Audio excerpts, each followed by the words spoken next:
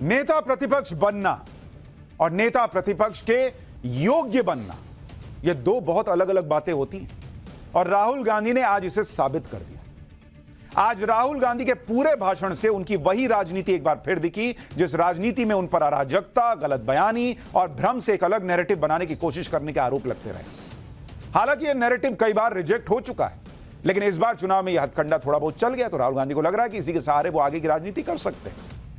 लेकिन बॉस, दिक्कत यह है कि राहुल गांधी पिछले 10-12 साल से सिर्फ खुद की एक बोल्ड और निडर इमेज बनाने की कोशिश में इतना डूबे हैं कि वो एक ही गलती बार बार कर रहे हैं। क्योंकि अगर आप राहुल गांधी के भाषण का पूरा निचोड़ देखेंगे ना, तो उसमें कुछ भी नया नहीं है। मतलब कई बार तो ऐसा लगा कि वो सदन में नहीं, किसी चुनावी रैली में बोल रहे हैं। स्पीकर पर की तरफ देखकर बोलने के बजाय कई बार पीछे देखकर बात कर रहे हैं भाई, जबकि नियम है कि आप स्पीकर को संबोधित कीजिएगा। वो पीछे देख के बोलने लग जा रहे थे।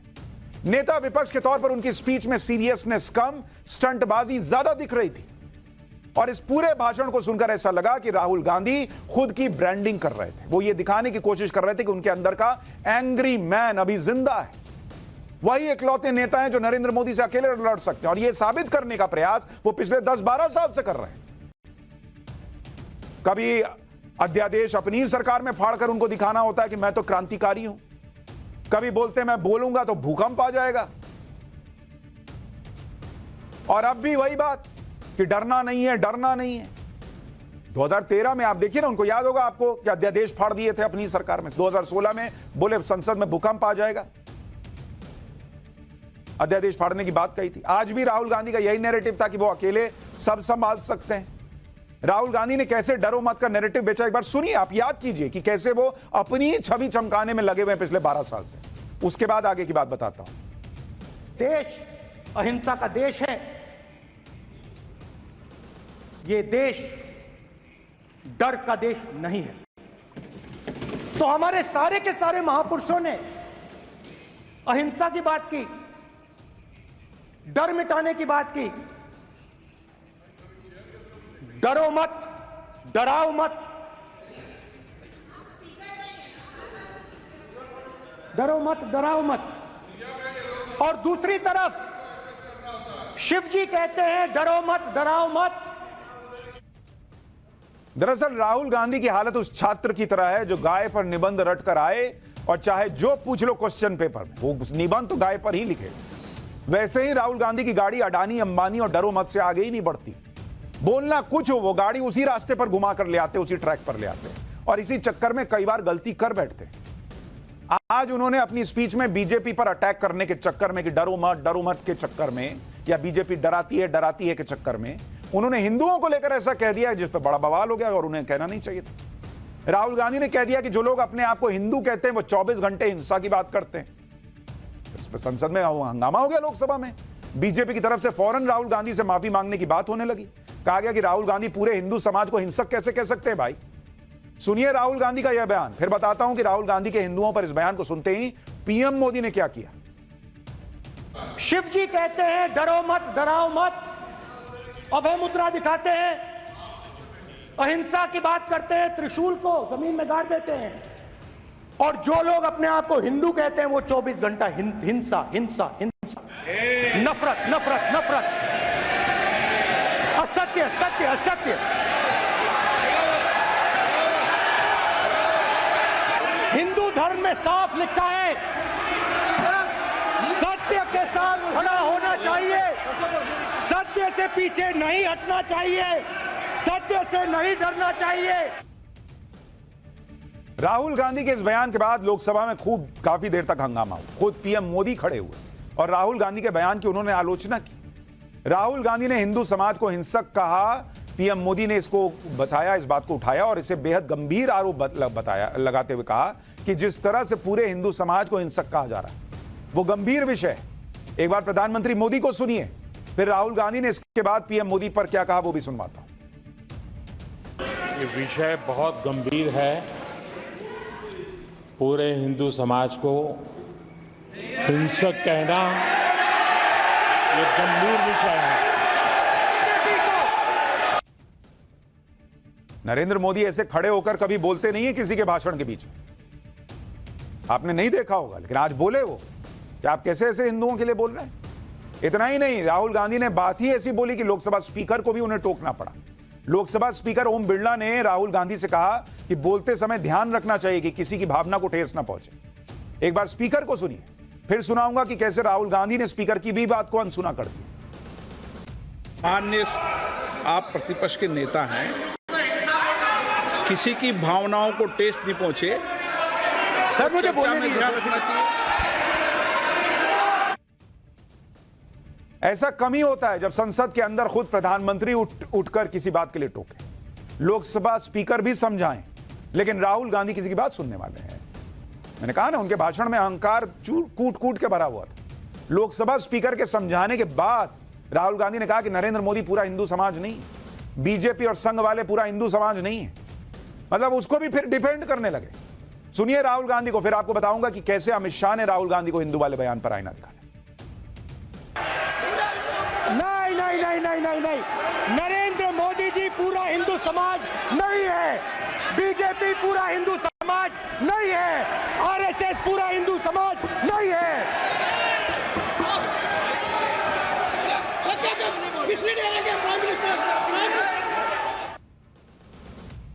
अगर नरेंद्र मोदी, बीजेपी, आरएसएस पूरा हिंदू समाज नहीं है तो उनका नाम लेके बोलते ना भाई, कि जो लोग आरएसएस जो है वो हिंसा फैलाती है, नरेंद्र मोदी हिंसा फैलाते हैं, बीजेपी हिंसा फैलाती है।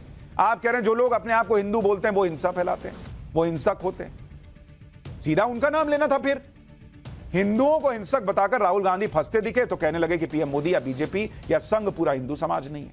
अमित शाह ने राहुल गांधी का बयान दोहराते हुए कहा कि राहुल गांधी ने खास तौर पर कहा है कि जो खुद को हिंदू कहते हैं वो हिंसा की बात करते हैं।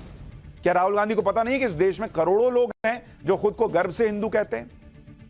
और अमित शाह ने तो कहा कि राहुल गांधी को माफी मांगनी चाहिए।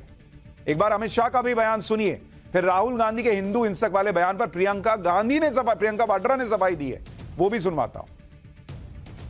माननीय अध्यक्ष जी, शोर शराबा कर इतने बड़े वाकया को छिपाया नहीं जा सकता। विपक्ष के नेताजी ने कैटेगोरिकली कहा है कि जो अपने आप को हिंदू कहते हैं वो हिंसा करते हैं। मैं फिर से रिपीट करना चाहता हूं, उनका वाक्य था जो अपने आप को हिंदू कहते हैं वो हिंसा की बात करते हैं, हिंसा करते हैं। मान्यवर, इस देश में शायद इनको मालूम नहीं है, करोड़ों लोग अपने आप को गर्व से हिंदू कहते हैं। क्या वो सभी लोग हिंसा की बात करते हैं, हिंसा करते हैं? हिंसा की भावना को किसी धर्म के साथ जोड़ना और इस सदन में और संवैधानिक पद पर बैठे हुए व्यक्ति ने, मैं मानता हूं मान्यवर, उन्होंने इसकी माफी मांगनी चाहिए। राहुल गांधी माफी मांगने वाले थे, माफी नहीं मांगे वो।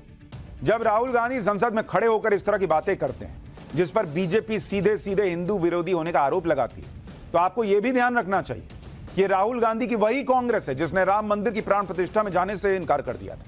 यह राहुल गांधी की वही कांग्रेस है जिसके तमिलनाडु में सहयोगी दल डीएमके के नेताओं ने सनातन को डेंगू मलेरिया तक बताया, लेकिन इन्होंने गठबंधन नहीं तोड़ा। यह राहुल गांधी की वही कांग्रेस है जिसकी सरकारों में भगवान राम के अस्तित्व को ही नकारने वाली बातें की गई थी। यह राहुल गांधी की वही कांग्रेस है जिसके नेताओं ने सत्ता में रहते हुए हिंदू आतंकवाद, भगवा आतंकवाद की थ्योरी बनाई थी। ट्रैक रिकॉर्ड है बॉस, इसलिए लोग सवाल पूछ रहे हैं और माफी मांगने के लिए कह रहे हैं। अगर राहुल गांधी ये बात संसद में खड़े होकर कह देते कि जो अपने को हिंदू कहते हैं वो हिंसा फैलाते हैं, तो फिर राहुल गांधी को यह भी समझना होगा कि उन्हें जो वोट मिला है ना, उसमें हिंदू का भी वोट है। क्या वो हिंदू वोटर्स को भी हिंसक बता रहे हैं क्या? और अगर वो बीजेपी के बारे में ऐसा बोल रहे हैं तो क्या बीजेपी को मिले सारे हिंदू वोटर राहुल गांधी के हिसाब से हिंसक हैं क्या? क्योंकि सीएसडीएस के पोस्ट पोल सर्वे के मुताबिक अगर आप देखिएगा, या जो आंकड़ा है कि किसको कितना वोट मिला, 2024 का चुनाव 2024, कांग्रेस को वोट मिले, total vote 13 crore 67 lakh. 13,67,00,000 vote मिले कांग्रेस को। इसमें भी तो करोड़ों हिंदू हैं बॉस। ठीक है, मुसलमानों ने भी आपको भर भर के वोट दिया होगा, फिर भी कई करोड़ हिंदू होंगे। अगर आप सारे हिंदुओं के लिए कह रहे हैं तो सवाल उठेगा कि क्या इसमें जो हिंदू आपको वोट कर रहे हैं, क्या आप उनको भी हिंसक मानते हैं? और अगर आप सारे हिंदुओं के लिए नहीं बोल रहे, आप कह रहे हैं कि बीजेपी के लोग और बीजेपी से जुड़े हुए लोग, तो बीजेपी को 23 करोड़ 59,00,000 वोट मिले। 23 करोड़ 59,00,000। और बीजेपी को तो भर भर के मुसलमान ने वोट नहीं दिए, इसमें तो बड़ी संख्या में हिंदू हैं। तो बीजेपी के लिए जिस हिंदू ने वोट कर दिया, क्या वो हिंसक है? करोड़ों हिंदू जो बीजेपी को सपोर्ट किए, वोट किए, वो क्या हिंसक हो गए? कोई पूछे राहुल गांधी से? लोकसभा में हिंदुओं को हिंसा से जोड़ने वाला बयान कांग्रेस को भारी पड़ सकता है। राहुल गांधी तो जोश जोश में बोल गए, लेकिन अब सफाई कांग्रेस दे रही है। संसद के बाहर राहुल गांधी की बहन प्रियंका वाड्रा फौरन अपने भाई के बचाव में आई। प्रियंका वाड्रा ने कहा कि राहुल गांधी कभी हिंदुओं का अपमान कर ही नहीं सकते। राहुल ने बीजेपी के नेताओं के बारे में क्या बोला था, सुनिए प्रियंका वाड्रा को, फिर बताऊंगा कि लोकसभा में धर्म के मुद्दे पर राहुल गांधी आगे कैसे फंसे। मेरे भाई कभी हिंदुओं का अपमान नहीं कर सकते, बहुत स्पष्ट बोला है उन्होंने बीजेपी के बारे में बोला है, उन्होंने बीजेपी के नेताओं के बारे में बोला है। एक तरफ तो राहुल गांधी और कांग्रेस कहती है कि धर्म की राजनीति नहीं होनी चाहिए, लेकिन आप देखिए कि राहुल गांधी जब संसद में बोलने के लिए आते हैं तो वो भगवान की तस्वीर लेकर आ जाते हैं। आज राहुल गांधी लोकसभा में भगवान शिव की तस्वीर लेकर आते हैं। इसी तरह से दूसरे धर्मों की तस्वीरें दिखाकर ये बताने लगे कि भगवानों की तस्वीरों में हाथ वाली अभय मुद्रा है, और इस तरह से इन्हें कांग्रेस के सिंबल से जोड़ दिया कि कांग्रेस का सिंबल भी हाथ है। राहुल गांधी ने लोकसभा में भगवान शिव की तस्वीर दिखाई तो यह भी कहा कि भगवान शिव का त्रिशूल अहिंसा का प्रतीक है। राहुल गांधी ने दावा किया कि त्रिशूल भगवान शिव के बाएं कंधे के पीछे होता है, अगर वो दाएं हाथ में होता तो हिंसा का प्रतीक होता। एक बार राहुल गांधी का यह भगवान शिव पर ज्ञान भी सुन लीजिए, फिर आपको बताऊंगा कि राहुल गांधी यहां भी कैसे ब्लंडर कर बैठे। Behind the left shoulder of Shivji is the Trishul. Now I would like you to understand that there is a reason that the Trishul, a weapon, has been placed behind the left shoulder. The Trishul is not a symbol of violence. It is a symbol of non-violence, and that is why it is placed in a place where Shiva cannot reach it with his right hand. If it was a symbol of violence, it would have been held in his right hand like this. It is a symbol of non-violence. That is why it is placed behind his left shoulder. Rahul Gandhi का हिंदू धर्म भगवान शिव को लेकर ज्ञान कितना अद्भुत है आप समझ गए होंगे। वो कह रहे हैं शिव जी के बाएं कंधे के पीछे त्रिशूल है, इसका मतलब वो हिंसा का प्रतीक नहीं। किसी कैलेंडर की फोटो को दिखाकर भगवान शिव के त्रिशूल को लेकर राहुल गांधी जो बात कर रहे हैं वो पूरी तरह से ठीक नहीं है, क्योंकि इंटरनेट पर अगर आप सर्च करेंगे तो आपको भगवान शिव की ऐसी कई तस्वीरें मिल जाएंगी जिसमें त्रिशूल उनकी दाईं तरफ भी है और उनके हाथ में भी है। और तो और शिव जी की ऐसी तस्वीरें भी मिल जाएंगी जिसमें वो हाथ में त्रिशूल और डमरू लेकर तांडव करते हुए भी दिख जाएंगे। तो क्या राहुल गांधी के हिसाब से भगवान शिव हिंसा के प्रतीक हो गए क्योंकि किसी कलाकार ने किसी तस्वीर में त्रिशूल उनके दाएं हाथ में दिखा दिया? और राहुल गांधी का ज्ञान कहता है कि दाएं हाथ में त्रिशूल होने का मतलब हिंसक हो जाना है, इसलिए भगवान शिव हिंसक हो गए। कैलेंडर वाली फोटो से राहुल गांधी का ज्ञान तय करेगा कि शिवजी जो है वो क्या हिंसक है या नहीं है। क्या बॉस, कुछ तो पढ़ लीजिए पहले हिंदू धर्म के बारे में, भगवान शिव के बारे में। कहीं से ले आए बाएं कंधे के पीछे, इसका मतलब हिंसक नहीं। राहुल गांधी ने आज अपने भाषण में फैजाबाद में बीजेपी को मिली हार को बीजेपी की अयोध्या में हार बताते हुए फैजाबाद से जीते समाजवादी पार्टी के सांसद अवधेश प्रसाद से हाथ मिलाना शुरू कर दिया। बीच में कुछ भी करते हैं ये। राहुल गांधी ने कहा कि अयोध्या और भगवान राम की जन्मभूमि ने बीजेपी को मैसेज दिया है। उन्होंने दावा किया क्योंकि अयोध्या में विकास के नाम पर लोगों की जमीन छीन ली गई थी, इसलिए अयोध्या में बीजेपी हार गई। राहुल गांधी का यह बयान भी सुनिए, फिर अयोध्या में बीजेपी की हार का सच भी आपको बताता हूं। कहां तक इन लोगों ने डर फैला दिया। मैं आपको अयोध्या से शुरू करता हूं। सर नमस्कार।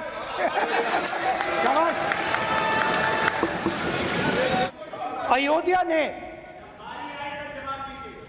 राम भगवान की जन्मभूमि, प्लीज ब्रदर, राम भगवान की जन्मभूमि ने बीजेपी को मैसेज दिया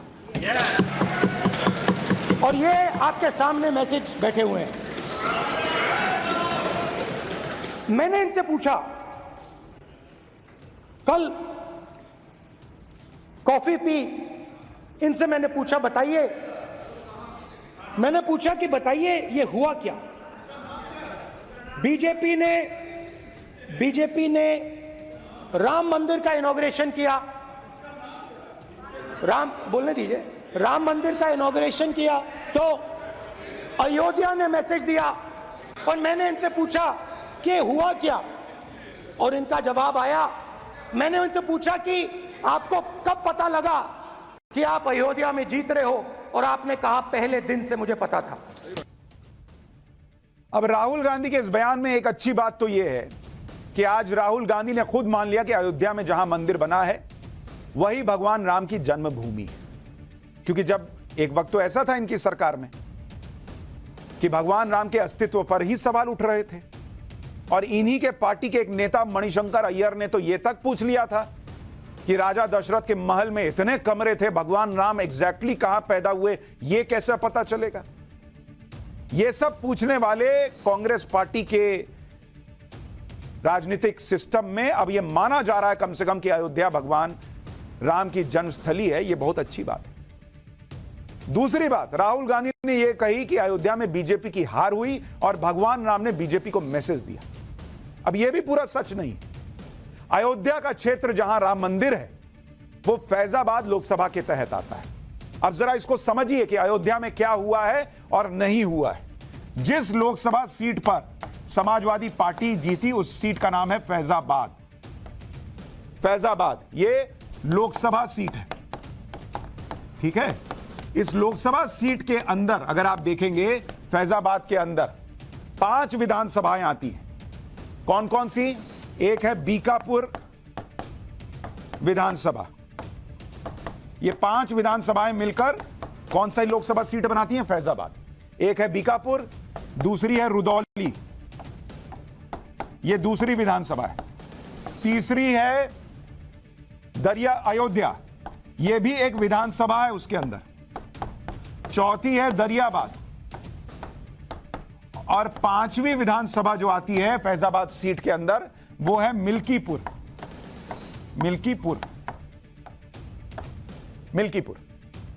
इन 5 विधानसभाओं में जिस अयोध्या विधानसभा का जिक्र हो रहा है जहां पर भगवान राम का मंदिर बना, ये बीकापुर, रुदौली, दरियाबाद और मिल्कीपुर, ये 4 विधानसभाएं फैजाबाद के अंदर जो आती हैं वहां समाजवादी पार्टी को ज्यादा वोट पड़े। लेकिन जिस अयोध्या विधानसभा के अंदर राम मंदिर आता है वहां बीजेपी को ज्यादा वोट मिला। इस अयोध्या के अंदर बीजेपी को वोट पड़े 1,04,671 वोट और समाजवादी पार्टी को वोट मिले 1,04,000। ये समाजवादी पार्टी को वोट मिले 1,04,000। यानी बीजेपी को उस अयोध्या में जहां राहुल गांधी कह रहे हैं कि श्री राम ने मैसेज दिया, वहां बीजेपी को अयोध्या में ज्यादा वोट मिले बॉस। तो अगर अयोध्या में बीजेपी से लोगों को गुस्सा था, मकान तोड़े जाने से नाराज थे, तो फिर बीजेपी को सबसे कम वोट तो अयोध्या में मिलने चाहिए थे। लेकिन अयोध्या में तो बीजेपी लीड की। राहुल गांधी ने अयोध्या में जमीन का मुआवजा न मिलने की बात भी उठाई, लेकिन यह सच भी हम आपको लगातार दिखा चुके हैं कि वहां लोग खुद कह रहे हैं कि उनको मुआवजा मिला। और अब मुख्यमंत्री योगी आदित्यनाथ भी कह रहे हैं कि अयोध्या में 1,733 करोड़ रुपया मुआवजे में दिया गया और 21,548 लोगों को मुआवजा मिला। एयरपोर्ट की जमीन पर 952 करोड़ रुपए का मुआवजा दिया गया है। अयोध्या में बीजेपी को मिली हार में भी राहुल गांधी अंबानी अडानी का नैरेटिव भी ले आए। मैंने कहा ना, गाय पे निबंध लिखना है तो गाय हमारी माता है। वहां भी अडानी अंबानी खींच के ले आए। राहुल गांधी ये कहने लगे कि पीएम मोदी ने मंदिर के उद्घाटन से अयोध्या की जनता को दूर रखा और अंबानी अडानी को न्योता दिया, इसलिए भी अयोध्या में बीजेपी हार गई। सुनिए, ये वाला भी सुनिए, फिर इसका भी फैक्ट बताता हूं। इन्होंने यह भी कहा कि अयोध्या के इनॉग्रेशन में अयोध्या की जनता को बहुत दुख हुआ क्योंकि इनॉग्रेशन में अडानी जी थे, अंबानी जी थे, मगर अयोध्या का कोई नहीं था। और ये कारण था कि अयोध्या की जनता में, उनके दिल में नरेंद्र मोदी जी ने भय डाल दिया। उनकी जमीन ले ली, उनके घर गिरा दिए और फिर अयोध्या के गरीब लोगों को, किसानों को, मजदूरों को मंदिर के इनॉग्रेशन तक नहीं जाने दिया। राम मंदिर के उद्घाटन पर कांग्रेस खुद तो गई नहीं, उससे दूरी बना के रखी, और जो लोग गए उन्हें लेकर अब राहुल गांधी आधी अधूरी बातें बता रहे। जैसे पहली बात तो यह कि राम मंदिर के उद्घाटन के लिए नरेंद्र मोदी ने किसी को न्योता नहीं भेजा था। यह मंदिर ट्रस्ट ने लिस्ट बनाई थी कि किस किस को बुलाना है, तो इसमें नरेंद्र मोदी का कोई रोल ही नहीं था। दूसरी बात, राम मंदिर के उद्घाटन के कार्यक्रम में अंबानी परिवार तो था, लेकिन अडानी तो वहां गए भी नहीं थे। तो जो राहुल गांधी कह रहे हैं कि उद्घाटन में अंबानी अडानी थे और जनता नहीं थी, वो ये बात ही गलत कह रहे हैं। अडानी वहां गए ही नहीं थे। ऐसा ही उन्होंने राम मंदिर में राष्ट्रपति द्रौपदी मुर्मू को लेकर भी झूठ बोला था कि क्योंकि वो आदिवासी हैं उन्हें राम मंदिर के उद्घाटन में नहीं बुलाया गया, जबकि बाद में मंदिर ट्रस्ट की तरफ से कहा गया था कि राष्ट्रपति द्रौपदी मुर्मू को भी प्राण प्रतिष्ठा का न्योता दिया गया। लेकिन ये जो फर्जी फैक्ट चेकर मार्केट में घूमते हैं, वो राहुल गांधी का फैक्ट चेक करेंगे? कर ही नहीं सकते। वो राहुल गांधी ये भी आरोप लगा रहे हैं कि राम मंदिर के उद्घाटन से अयोध्या के लोगों को दूर रखा गया, किसानों मजदूरों को दूर रखा गया, जबकि सच यह है कि राम मंदिर के निर्माण में जो मजदूर शामिल थे उन्हें खुद पीएम मोदी ने सम्मानित किया था, मजदूरों पर फूल बरसाए थे, तस्वीर देखी। लेकिन राहुल गांधी बोलते हैं और बोलते हैं, और इसी तरह बोलते बोलते में आज वो अग्निवीर पर क्या क्या बोल गए, वो सुनिए। राहुल गांधी ने संसद में अग्निवीर का मुद्दा उठाया और बीजेपी को घेरने के चक्कर में उन्होंने फिर फैक्ट्स के साथ छेड़छाड़ की। राहुल गांधी ने अग्निवीर की शहादत का जिक्र करते हुए यह आरोप लगाया कि सरकार अग्निवीर को शहीद नहीं मानती, शहादत के बाद उसके परिवार को पैसे नहीं मिलते। राहुल गांधी का आरोप सुनिए। फिर राहुल गांधी कितना बड़ा झूठ बोल गए, आपको इसकी सच्चाई दिखाऊंगा। नरेंद्र मोदी उसे शहीद नहीं कहते हैं, नरेंद्र मोदी उसे अग्निवीर कहते हैं। उस घर को पेंशन नहीं मिलेगी, उस घर को कॉम्पेंसेशन नहीं मिलेगी, शहीद का दर्जा नहीं मिलेगा। और बेचारे बैठे हुए थे, 3 बहनें थी, एक साथ बैठी हुई थी, रो रही थी। आम जवान को पेंशन मिलेगी, जरूर दुख होगा, मगर हिंदुस्तान की सरकार आम जवान की मदद करेगी। मगर अग्निवीर को जवान नहीं कहा जा सकता। अग्निवीर यूज एंड थ्रो मजदूर है।